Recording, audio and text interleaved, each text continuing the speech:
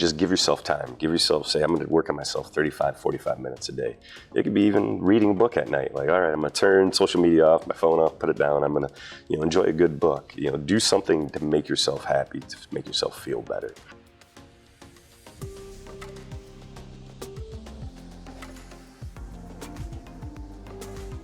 Have you ever had something happen in your life that made you change the things, how you do things, and make you make a drastic change to your life, and even make a really big decision and stick to it? So this story today is an example of that. I'm not going to steal our next guest's thunder because this is exciting information. It's very inspirational. I became so motivated. Look at me. I'm not the type that you can look and think that I go to the gym every day, but hey.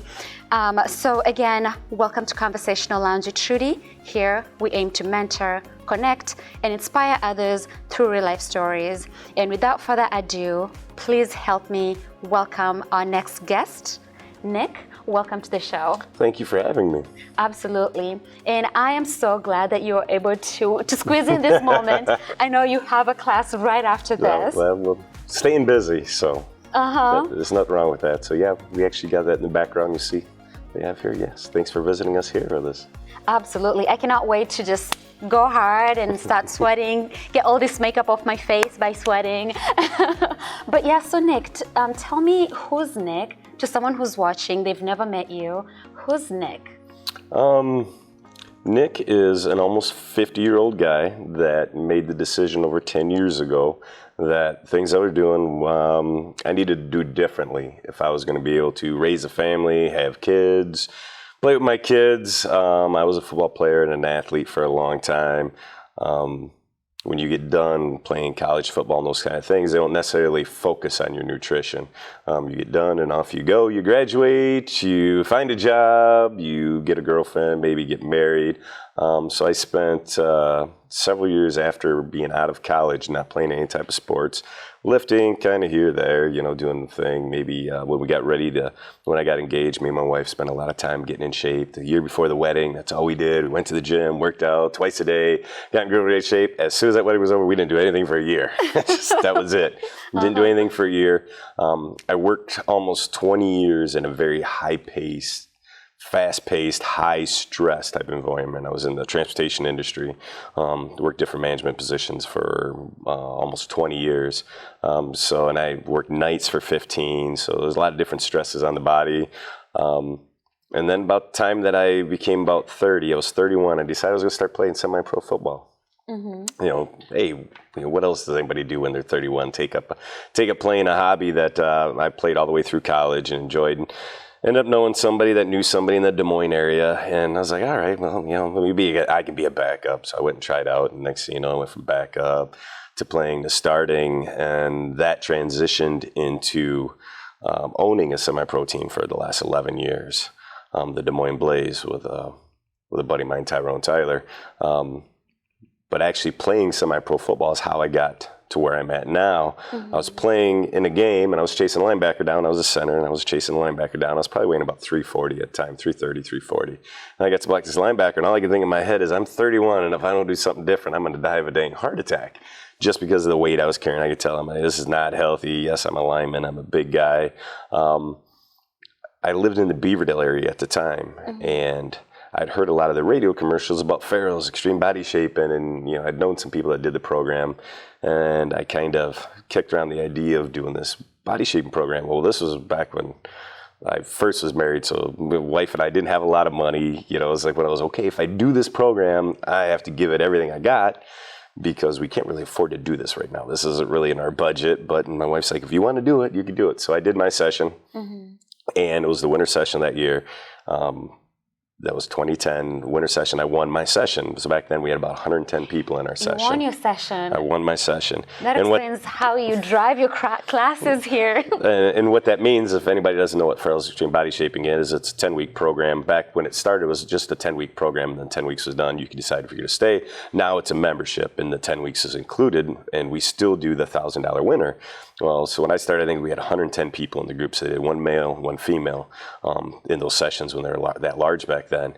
And So I went through my 10 weeks, stick to everything in the plan, did all the extras, and I won my 10 weeks. I dropped, I don't know, 40-some, 50 pounds during my 10 weeks. Got down to a healthy playing weight of about 265, 267.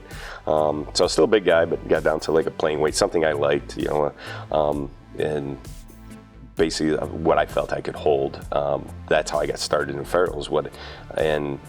So I won that session. The first thing I did as soon as they gave me the check is I went in the next day and paid the lady for the year. So Holly Pasick was our head coach. I'm like, got to take this money now, because if I go home, we got bills, I got everything else, I'm going to spend it, but I can't stop doing what I just did for the last 10 weeks. I got to keep doing. So first I was a member, then I became a coach. So I coached a time slot, usually 4:30 is what I'd coach. And then I became an instructor. So I'd coach and I'd also instruct. Coach, you help the students directly, new students that would come in. And when I began instructing, you started with strength training. After strength training, I started kickboxing.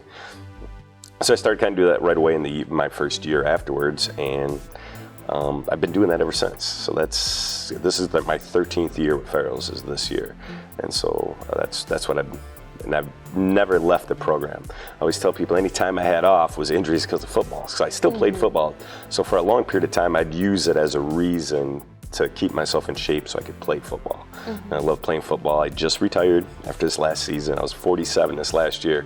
I didn't run into a lot of guys my age that were still playing. Guys were like, how do you stay in shape? I'm like, well, I got to put more work into working out than most people to play football at my age and to continue to be a lineman. So I'm a fairly big guy right now, I'm about 265. But for me, that's the lightest I've been as a big guy. And I'm able to teach kickboxing and do all the fun stuff like that. Yeah. Wow. Quite a progression there. So how did you make the decision from being a member, being a coach, coming to Farrells, to finally owning a Farrells? Well, part of it was towards the end so I coached and taught at Beaverdale. And then I started coming to Urbandale because I knew some people. I came here, and Denise DeHamer was the head coach at the time, asked me, hey, when are you going to come instruct for me? I heard about you. I'm like, well, you just name it and I'll come. She's like, all right, Wednesday at noon. Okay, so I came and taught, and next thing you know, I started coming here a little more often, got a good relationship going with Denise. And then kind of the pandemic hit, and the location that I was a member of over 10 years shut down. There was a lot of small businesses that when the pandemic hit, it took a toll on a lot of small businesses. So a lot of people I know lost their business, their jobs. I ended up losing my job during the pandemic. So I kind of took a hiatus from the transportation industry and just put more time into working out. Well, this location, which is the last corporate-owned Farrells location, they were going to open a new one in Waukee, and they've opened a new one. Well, what they were going to do was close this location and move out there, and the members would go out there, which would work for some, but not everybody could make the trip. I mean, between work and everything, when you find what works in your schedule and your time frame, and you fit it into your day, and so at that point, Denise had approached me and said, well, what would you think about buying this location with me? And I'm like, sounds great, but let me check with my wife. So I asked my wife, talked to my wife Rachel, and she's like, sure, if you think we can make it work. And that's what basically the long short story of it is that's how I came to own this location with Denise. Was basically to try to keep it in place. I knew what I felt like when Beaverdale got shut down. It was a place I'd been for over 10 years, and I knew everybody, everybody's kids. My kids had grown up there. I have two little boys. Well, they're not little anymore, but they're 11 and 13. So one was just born, and the other one wasn't around when I first started. So we've grown our family the whole time that I've been doing Farrells. And when Denise approached me about it, I thought about the fact that I've worked in the transportation business for almost 20 years, and it's one of those jobs where you can go to work and have a great day and nothing will get said about it. But if you screw up one thing, everybody knows there's a lot of stress and it's fast paced. I mean, you even look at it now, I have a lot of friends in the transportation industry, and the industry is struggling just based on the fact of trying to get everything to move. It was very, very fast paced, high stress, takes a toll on you. A few years ago, I ended up getting sick and I had some issues and put me in the hospital for a while. And that was just kind of the wake up call of, you think you deal with stress sometimes, and when you internalize it, it could take a toll on you. So even if I didn't let people know I was stressed, or if I didn't, act like I was stressed, it was still taking an internal toll. Well, years of it did a number on my insides. So when I lost my job, it was kind of let me sit back and rethink. never regretted going to work. Always had good company or good guys to work for. But that's not really what I like to do. I like to help people. So when the opportunity came up to buy this location with Denise, Denise has the same idea as I have, to try to help as many people as possible. We all have our different struggles. You know, I started Farrells because I wanted to get in shape and play with my kids and be able to continue to do the fun things I want to do. And you kind of say that in the beginning, and then as you stay in it longer and longer, you realize there's other things. You know, I want to do it for myself. I want to get healthier. You know, I want to make sure that I you know, can try to live the healthiest lifestyle possible and still have fun and make time for everything else. And when I started coaching and instructing at Farrells, the big thing was trying to help everybody else, you know, in any way possible to get, even if they got a remote, you know, just a fraction of what I got out of the program, was starting, getting my health back. And it's the reason I still do it to this day. I became diabetic about 4 years ago. It was kind of a struggle. It was a result of getting sick. So I got sick. Well, about a year after getting sick, I became diabetic. Went to the doctors. They put me on some meds. The meds were horrible to my body and stuff like that. I started doing my own research and realized that I could control being diabetic through working out in my diet. So right now I don't take any meds. I don't take insulin, metformin, any of this stuff. And my numbers, like I wouldn't test as a diabetic person. I went to the doctor's office, I'd test normal, even though I know I'm not. I can't just sit around, okay, I'm cured, I'm gonna go have pizza, or I'm gonna have this, or I'm gonna have that. So I use my workouts each day. I use our nutrition plan. I use all that to be able to maintain and keep a healthy lifestyle and not have those type of things, you know, affect me negatively. Wow, that's huge. Just by changing your lifestyle. Changing your lifestyle. Eliminated some medication. Exactly. You know, and it's a hard thing when I have a son that's allergic to milk, eggs, and peanuts, and it took us almost figuring it out when he was young as to why he had these reactions, but he's anaphylactic. So from when he was little, we always had to read every label. Milk, egg, peanut, okay, you can't have this. Milk, egg, peanuts, can't have it. So now we read 2 labels, one for him, milk, eggs, and peanuts, and me, sugars. So one thing that I figured out once I became diabetic is there's sugar in almost everything. So you're like, anything that's processed has sugar in it. Milk, I was always a big milk drinker. I love milk at breakfast, big tall glass of milk for my protein. And then you realize, okay, that's not gonna work. But then there's great healthy alternatives. You know, I switched to almond milk, and you know, and the only one thing it made me do is I cut a lot of the processed foods out of my diet. You know, cut the sodas out and the energy drinks, and cut the processed food out. So it wasn't too bad, you know, to switch to a healthy diet, even though you know, we get kind of stuck on those things, and it's cheaper and easier just to grab this when you go and grab this, and easier. But through the working out and maintaining my nutrition through our Farrells program, I'm able to do it without needing any meds or anything like that. Wow. And I'll say something too. So when you mention how you both like helping people, that is something that I saw firsthand when I came to Farrells. I mean, you know, I joined Farrells through the bandwagon because all the coaches were joining, and I happened to be a wife of one, so I joined. But what took me by surprise is the way that you have cultivated a culture here that seems like family. Even the people who don't work out regularly, who don't even know what a nutrition plan is or how to, you know, do the kickboxing and everything. I mean, I started green, but I never felt that I was like I needed to be an expert to come here. I just found all the support I needed, and it's so different. So which takes me to my next question: how have you managed to do that? Because the you is different from the other gyms I've ever been to. How have you cultivated that culture? Well, it's kind of philosophy when I first started Farrells. So the coach I had, so people when they have a class time, basically have a coach that you have somebody you can go to first, get answers right away, somebody to assist you with basically anything you need, from nutrition, attire, attendance, getting you to class, answering any questions. So my coach would always tell me, she's like, well, you probably know all this because I was a college football player. I lifted. I'm like, treat me like anybody else, because if I could do it right, I wouldn't be here. A little fact that I don't tell many people is I actually dropped like 20, 30 pounds before I started Farrells. I'm like, do you know how bad and out of shape do you have to be to drop weight before you start a weight loss program? Body transfer. I mean, that's what kind of shape I was in. And so I was like, don't treat me any different. I'm like, I need to change my thought process. So everything you tell me, I'm going to do. So just you tell me it. I was like, don't think that I know more than, because guess what? If I could, and I think that's the thing people get. It was like, is the fact that we're all in the same spot. We're all, if you get to the spot where you need additional help when you come through the door, it doesn't matter your level, what you've done in the past.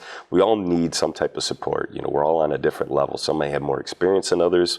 Some may have been more athletic than others. It doesn't matter. Part of it is we always think everybody's looking at us. I mean, we get this idea that when we walk out, we're out in public or somewhere, and like people are looking. When you come to Farrells, the first couple of days, you think everybody's looking at you, and then you realize, no, we're all just trying to survive. I'm trying to find the rhythm in cardio class. I'm like, I don't want to be in everybody's way. But then all of a sudden, that background noise kind of goes away, and you get into the program, and the first thing you realize is everybody's the same way. Everybody's kind of trying to survive a workout and get a workout in, and I'm not looking at somebody else, and they're not looking, and that's the big thing is when we get out of our own head and let ourselves be open to change and how to work out and nutrition. And then the other aspect is once we figure that out, is the support is here from the family aspect that you mentioned is we've all been there.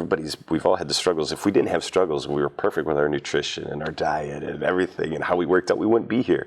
But things get in the way, family, life, women have kids and they put the extra weight on and how do I get it off? Athletes, your husband was an athlete. I've known Kale for a long time. He's like, okay, we're athletes. We do athletic things and all of a sudden we stop. And then, okay, now how do I get myself back? Or how do I get back to where I was? And then there's other people that just want to work out. Like I feel better if I work out. And so we treat everybody the same way. It's like there's no difference. It's nobody's judged, nobody's looked upon in any way. And that's, the first thing I felt when I was through Farrells when I first started it. And that's kind of one of the big things that push across is not being judged. You come in, you work out at your pace, you can have great people trying to help you out. Because we're all different. We all have different experiences. We all have different struggles. No two struggles are the same. You as petite as you are, one of the first things you may be intimidated from strength training class. I'm like, okay, how am I going to do in strength training class? Me, I'm a larger person, always seeming trying to get myself skinnier, which is really just trying to lose the extra weight I hold, which is always a challenge. So there's always both sides. I mean, all different sides. There's people that try to put muscle on, and there's people. So we don't look at anybody any different. We're always here to support. From any aspect people need. We do a lot of helping members. We just did a benefit in November. Jason Wright, one of our members, went in for a routine physical. He wasn't feeling too hot. Says, I better go to the doctor, get checked out. Comes find out he had liver cancer. Oh my. So he needed to have surgery fairly quick. This isn't something planned. It's not anything budgeted in. And so we were able to help him several times. We had a big fundraiser and gathered donations and stuff for his family. I think we raised around $5,000 or somewhere in there. And that we were able to donate. And Jason's back in the gym now. It's pretty awesome how he went from November having surgery. And now he's just getting back into the routine.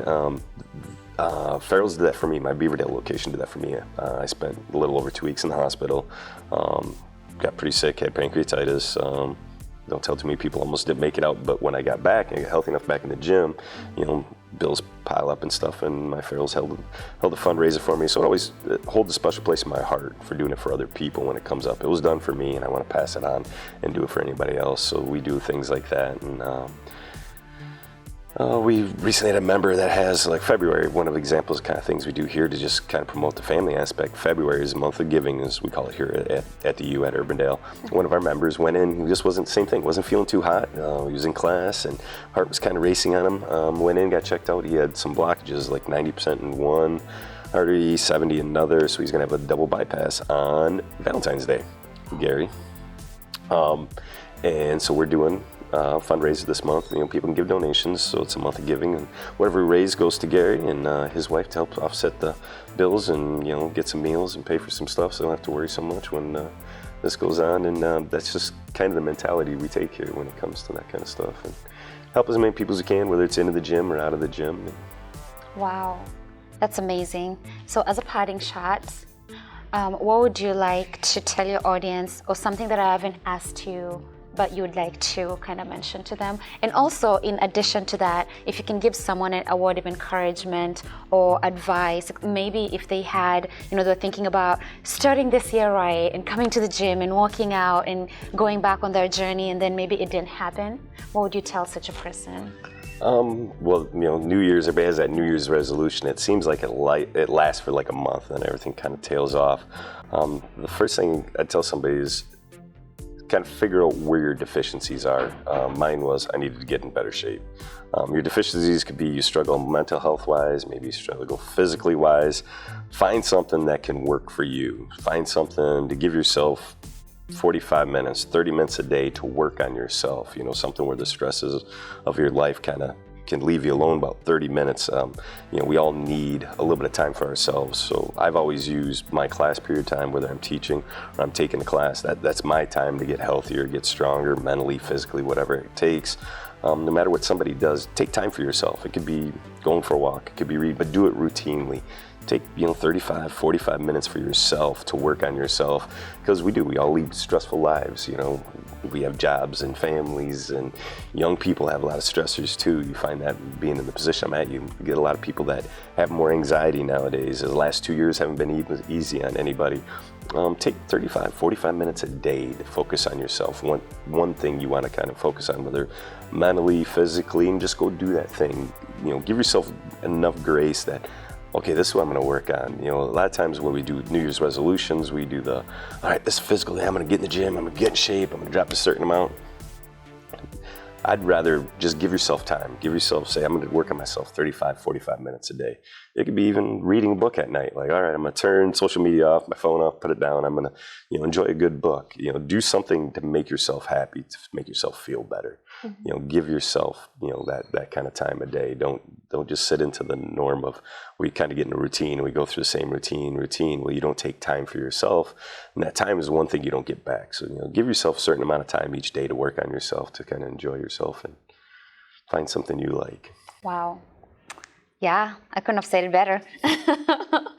As a parting shot, what would you like to let your audience know? Anything coming down the pike? Any exciting news you'd like to share? Well, Farrell's Extreme Body Shaping, we're always we enroll people anytime. This is basically, that's what I'm doing now.